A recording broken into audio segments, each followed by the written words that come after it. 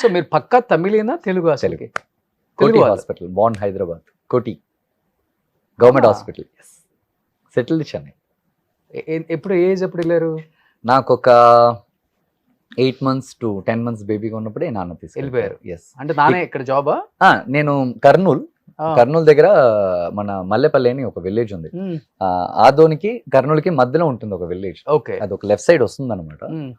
చాలా చిన్న విలేజ్, అక్కడ ఉండేవాళ్ళం. మ్మ్. తర్వాత నేను ఇక్కడ పుట్టాను. ఇక్కడ పుట్టినంటే అమ్మ చనిపోయింది. అప్పుడు నాన్న చాలా డిప్రెస్ అయిపోయారు ఇక్కడ హైదరాబాద్ లో. మీ ఏజ్ ఎంత ఉంటుంది అప్పుడు అమ్మ చనిపోయిన? నేను పుట్టినంటే అమ్మ చనిపోయింది. నేను అమ్మని ఇంతవరకు చూసింది లేదు. నాకు మొత్తం మా నాన్న మాత్రమే.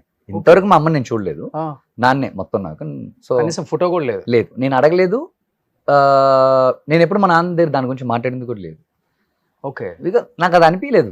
మా నాన్న కంటే ఇంకా బెస్ట్ ఎవరు లేరు నాకు అంత. So one and only sun అంతే? ప్లీజ్ లేదు, అన్నయ్య ఉన్నాడు నాకు. అన్నయ్య మీరు? అన్నయ్య నేను ఇద్దరమే. ఓకే. సో నేను పుట్టిన అమ్మ చనిపోయింది. నాన్నకి ఏం చేయాలో తెలియలేదు.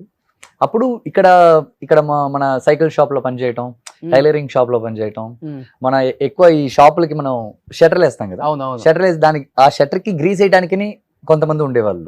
ఆ పని చేసేవాడు నాన్న. ఆ పని చేసి ఇక్కడ చాలా ట్రై చేశాడు హైదరాబాద్ లో నన్ను పెంచడానికి, తను సర్వే అవ్వడానికి. తన వల్ల అది కాలేదు ఇక్కడ హైదరాబాద్ లో.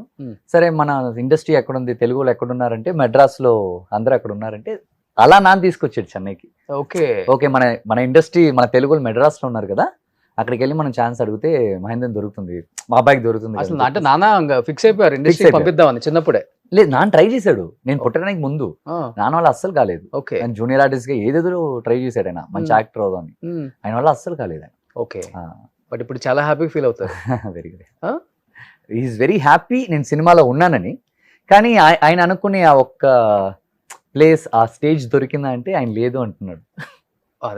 నేను చాలాసార్లు అడిగాను మా నాన్న దగ్గర, మాస్టర్ వచ్చి హిట్ అయ్యేటప్పుడు అడిగాను, ఏంటన్నా హ్యాపీగా నువ్వు అంటే, మంచిదండి, ఏంటి లోకేష్ విజయ్ గారు ఉన్నారు కదా, అందువల్లే కదా నీకు ఇంత పెద్ద పేరు వచ్చింది, నువ్వెక్కడ, ఓకే బాగానే చేసావు.